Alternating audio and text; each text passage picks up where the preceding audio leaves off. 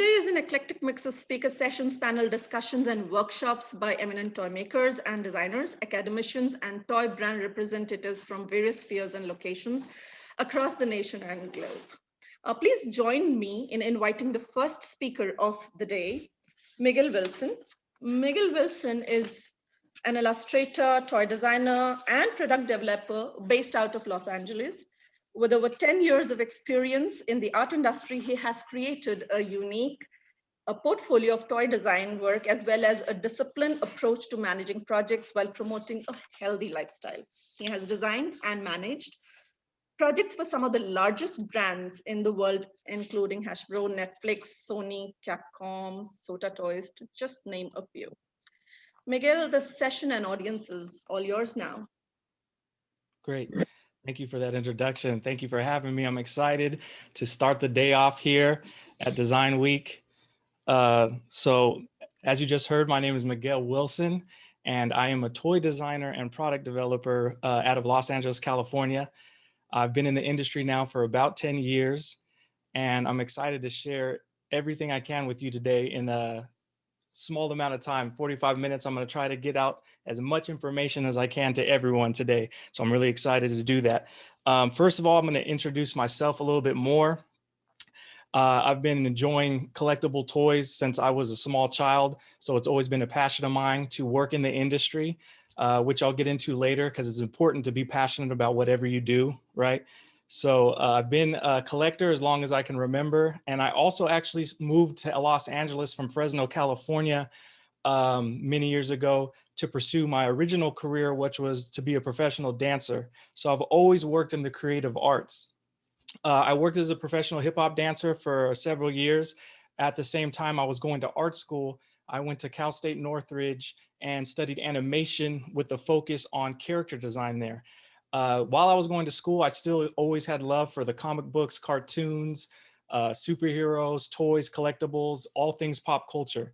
So I transferred that love and that passion into my schoolwork while I was studying animation, and kind of figured out that there was a place for me actually in toy design and toy manufacturing. So when I graduated from Cal State Northridge, is where I went to college, I graduated from there with a BA in animation with a focus on illustration and 2D animation. From there, I got recommended by a few of my professors to get some interviews at a few different companies, and I ended up landing one that I went to for SOTA Toys, also known as Multiverse Studio. I worked there for several years, about 7 years, and we did everything at that job from toy manufacturing. We made one-to-one scale prop replicas for big conventions, all the way to small little collectible items like keychains or figures and statues. So I really got to learn a lot about the industry the 7 years I was at SOTA Toys Multiverse Studio. After working there for about 7 years, I made the jump to become my own business and go independent, where I've been working now for the past 3 years as independent contractor, doing freelance concept art for companies and promoting and pushing my own brand of business and figures as well. So that's a little about myself just to get things started. So I've been loving everything toys and products for as long as I can remember. So I'm excited to share everything I can with you today. So first, I do want to jump in and talk about just toy design before we get into product management, product development. So toy design, there's a lot of things are going to be the same on both sides, how we want to manage projects and also how we want to conceptualize and design toys, right? So excuse me for a second while I take a sip here of my late night coffee. It's actually 8:30 in the evening over here in Los Angeles. I know it's your guys' morning over there, so it's fun to talk at a different point of time. I know where you guys are at right now. You're already in the next day. But anyway, so with toy design, I want to share that when you're doing something for a big company, let's say, whether it be Sony or Hasbro or whoever it may be, sometimes you won't always get clear instruction when you're designing a toy. You won't always get a lot of reference to go off of. So if you're looking to go down the path of wanting to design and create, it's good to have a good, strong skill set and foundation right from the bat. So that way, you know how to design and draw things out of your own mind, out of your own creativity. So that's one thing I always stress a lot is when I was designing collectibles for the video game industry, which I'll share with you guys some of these things soon here off of my website. But when I was designing for the video game industry, a lot of times they didn't give us many assets to go off of.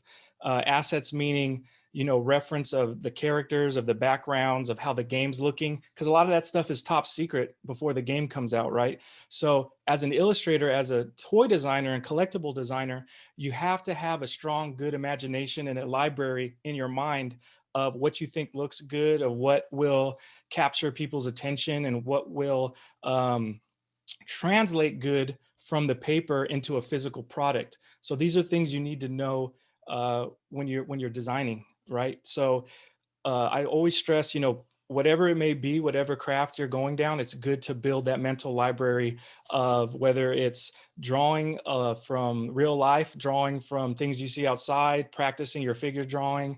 All these things are key components when designing toys. Okay. First and foremost, it's good though to have your creative juices flowing, regardless of whatever you're creating. You never want to handcuff yourself or, you know, put limits on yourself because you're thinking like, oh, well, I don't know if they're going to like this or like that. Whenever you're designing something right off the bat, it's great to just let all the original concepts you have in your mind, the ideas, whether you think some might be foolish or some might be too hard to make, it's good to put those down in that first round of concepts when you design. So that's something I like to also stress is, you know, have fun when you create. Have a good time coming up with your concepts and your designs, especially with toys, because we're making things that people love and it brings people joy. And that's one of the main things I like to stress whenever I speak to different individuals is that we get to bring joy to others with what we create. So I know that's a big theme right now as well with the designs conference is, you know, toying with design. So there's nothing better, no better feeling than seeing somebody enjoying a product you made and that brings them joy. So that's a nice thing to know. But going back to toy design, you always also want to consider if there's a budget involved when you're working with a client. You know, you don't want to design this elaborate giant statue of a character if, you know, they're only trying to spend a little bit of money to make a smaller item. So it's usually good to have that direction ahead of time so you know more or less you can gauge what you're designing. Again, this is just for when you are a toy designer or a concept designer. These are things that are good to know. When I was working at my past job, like I mentioned, for video game companies, a lot of times they would tell us, because we were the toy manufacturers, we actually manufactured the collectibles for the client. They would tell us, you know, we want to try to only spend this amount of money on our production run. What can you design for us? So it really helped me become a better designer when I worked at this past job, because I actually was going to China several times and seeing how the factories worked that produced figures, the factories that made things from different materials, plastics, resins. I got to see silicone molds for resin statues. I got to see steel tools for plastic figures. And this type of stuff was really beneficial and helpful to me when I would design, because then you start to learn and understand, okay, well, is this going to really make sense when they make this at the factory level of how I'm designing it right now? So pretty much there, I would just want to stress that the more you can understand about whatever it is you're doing, and if it is toy design, the more you can learn about how toys are made, how they're packaged, how much money goes into projects, how long projects take. The more you can learn and consume, the better it will be even for your designs. A lot of times people think, oh, I want to be a toy designer, I just need to get really good at drawing. And that is a big part of it. But it also helps when you understand the manufacturing side. Recently, I was doing projects with Netflix since last year.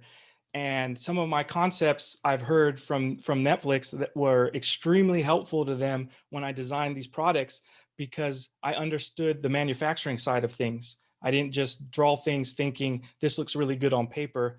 I hope they can make it. I designed things and put notes there.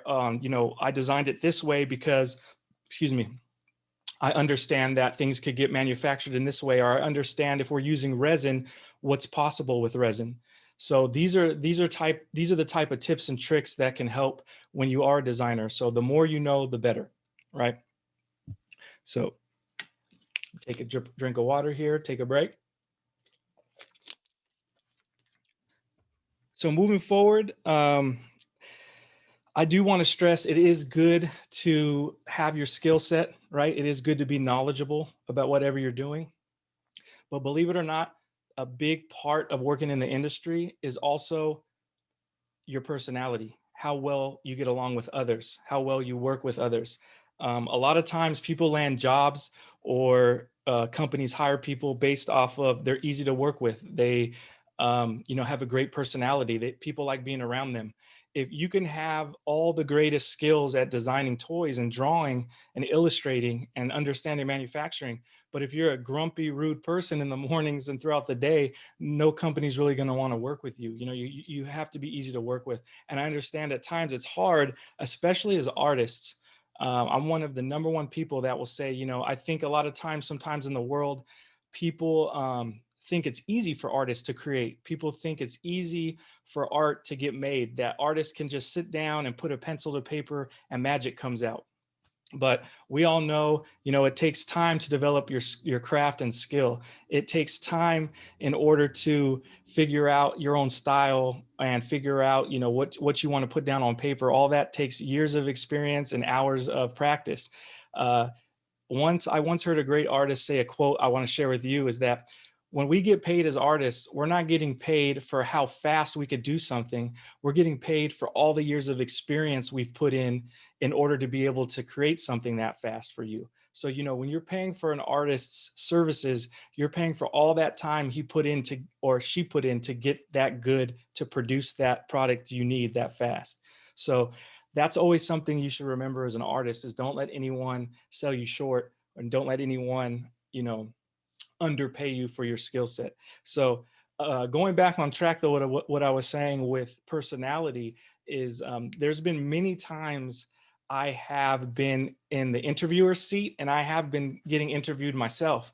So I understand both sides of that. When I worked at my past job, I actually worked my way up to general manager.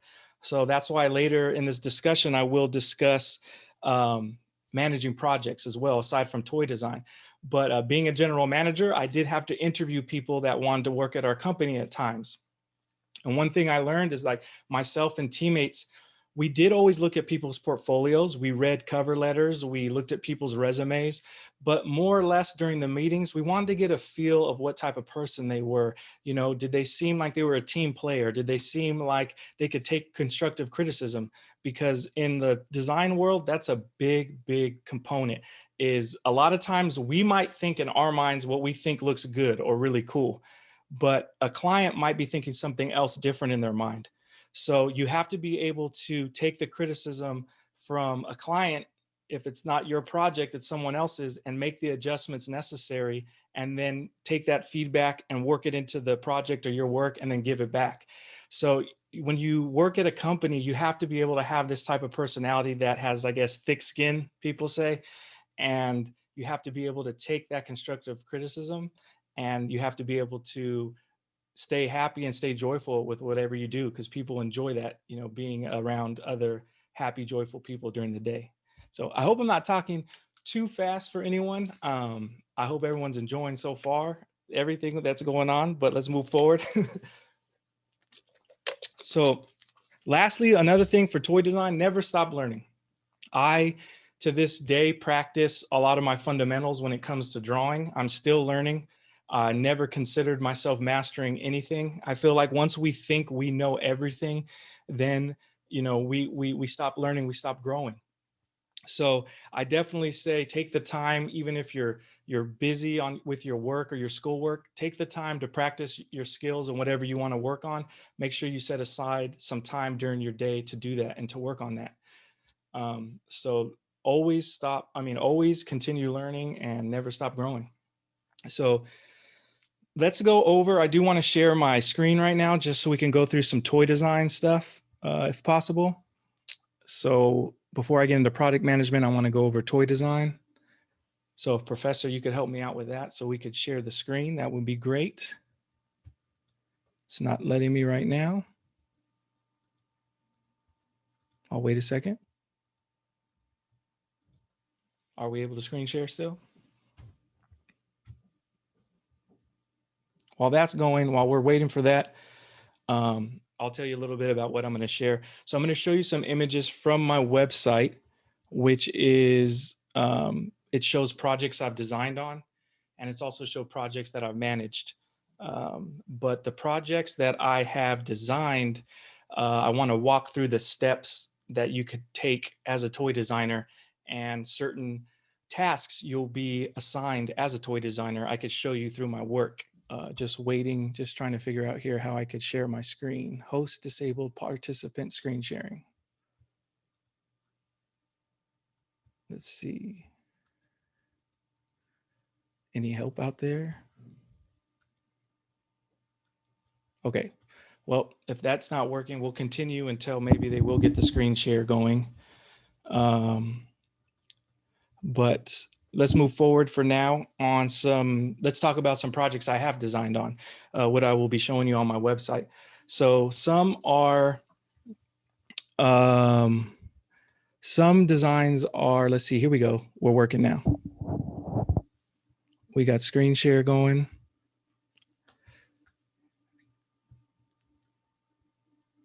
All right. Can everyone, can I get a thumbs up or a chat that says you guys everyone could see this? Are we good here?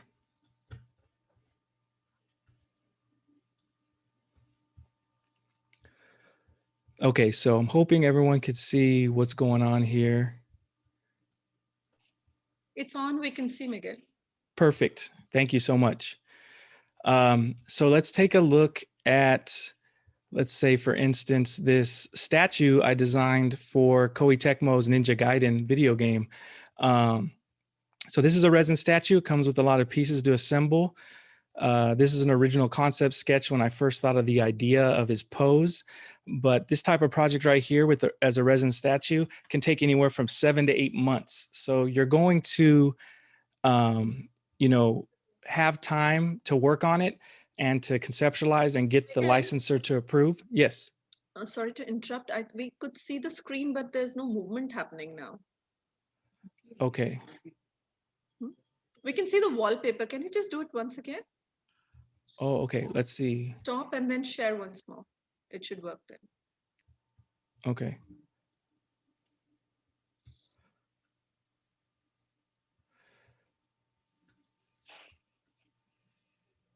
How's that? Yes. Perfect. Perfect. Okay. So I'm going to actually jump into one of my own personal projects to show you the toy design and the process. Let's see here. So this is a figure I designed, and it's based off of obviously Michael Jackson, and it's more or less, he's really, you know, this big, strong, buff looking character, because these are the type of action figures I grew up with. So that's what inspired by. But you can see here the turnaround concept drawings. These are the original drawings I did for the project. So this is typically, this is a common type of practice and procedure you'll see in toy design, which is you need to draw the character from multiple angles so it could be sculpted in 3D, right? And this is something that if you're an artist, you should definitely practice. Is if you can draw something from the front view, make sure you could draw it from multiple angles, the sides, the profile, the back. These are things that sculptors will need in order to take it to the next step, right? So these are different head studies I did. This is a pin that I designed with the figure and some promo shots when the figure actually came out. But this is just stuff, the sketches that I do that help me figure out more or less the character that I'm creating, right? So whatever it may be in this instance, it's going to be like an action figure. So it's good for me not only to draw these front turnaround drawings in the back, but to also get some action poses to kind of get a feel more or less of how the character is going to be when I design it and create a backstory. So This is Captain Jackson. This was actually made several years ago now, 3-4 years ago. This past year, I had designed an updated version of him, which I pretty much is the same character, but I added sunglasses and changed the head sculpt and made it like it's his evil version. But same thing here. You'll see concept sketches. That's me actually working on sanding some of the parts down for production, which I will get into. Here's some packaging design that I did for his packaging, and some product photos you see down here. One thing I wanted to point out, I said I was going to share with you certain tasks you may have to do as a toy designer. So this is a Pantone call out sheet. I'm not sure if anyone's familiar with that already, but what this is a color guide for the painters at the factory or a master painter of how they need to paint the collectible figure. So in this case, for my figure, it has different colors showing where each color would need to go on that figure, because everything needs to be really clear and precise when it comes to manufacturing. So that way there's no question for error. Everyone will know exactly where to paint it. Everyone at the factory will know how it should look painted. So the more information you could deliver, the better. This is the overall final product. So this is another great skill to have if you're looking into toy design, is product layout, what we call one sheets. This is a one sheet.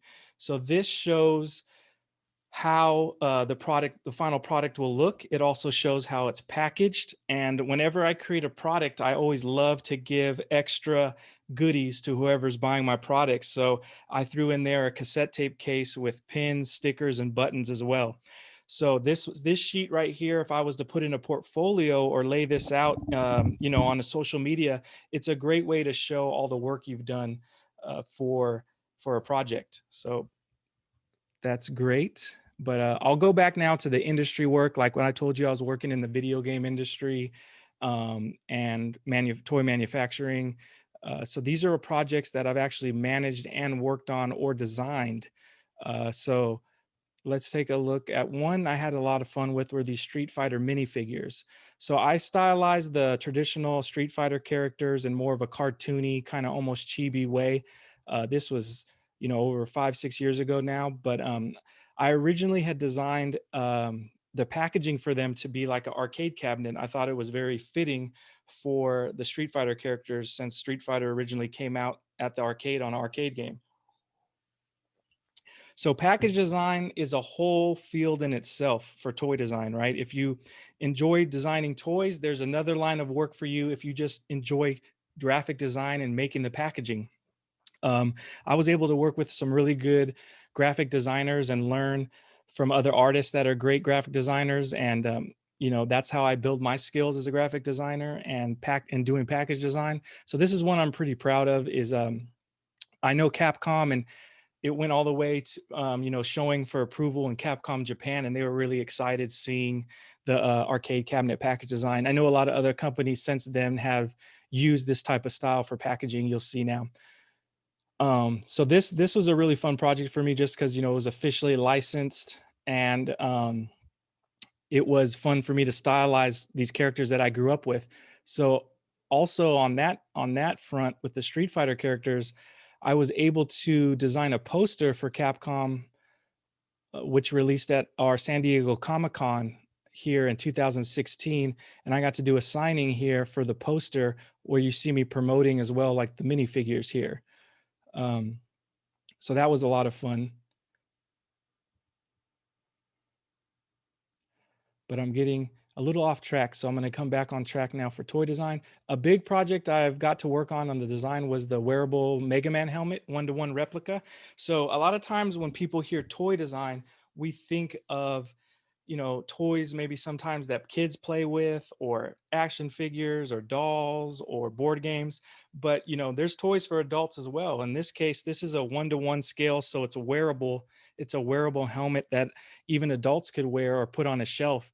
And this is the type of things that when I was growing up, I had no idea there was an industry and a job for this. So it's very exciting to be able to work on projects like this and share with others. So this project in particular, I had a lot of fun on working with Capcom designing the helmet. So I'm going to show you all a glimpse into my portfolio just so any inspiring toy designers out there can get an idea of how I present my work in portfolio form. So again, one of my recent projects, which I will show everyone in the end after I stop screen sharing, is this John Wick figure based off of Keanu Reeves's character in the John Wick movies. So I'm currently working on getting this as an official licensed product. And you'll see here I have the turnaround drawings I mentioned earlier, different views, different sketches of him. And this is in a more animated, cartoony style, which I like to draw. You'll see later on here, there's a lot more of my work based off my own figures, but I'm going to scroll down to more of industry work stuff, like these plush designs. So another type of toys that's very popular, at least here in the States, is plushies, plush dolls. They sell really well. They're cute.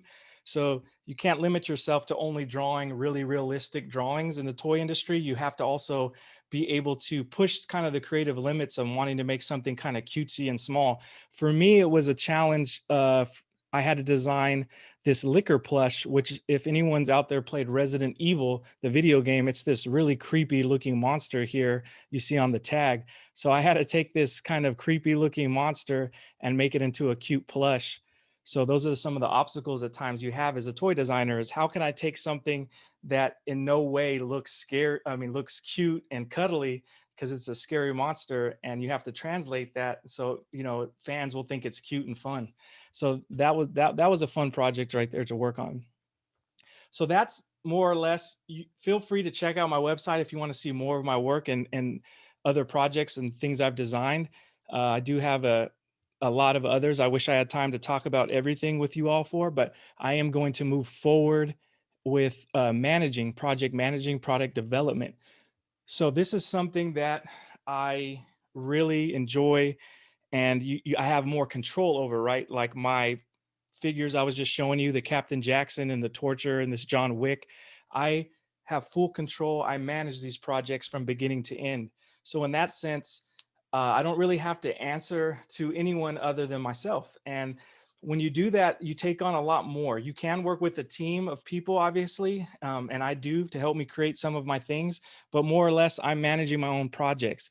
And what it takes to be a project manager, though, is a lot of discipline, not afraid to be working long hours.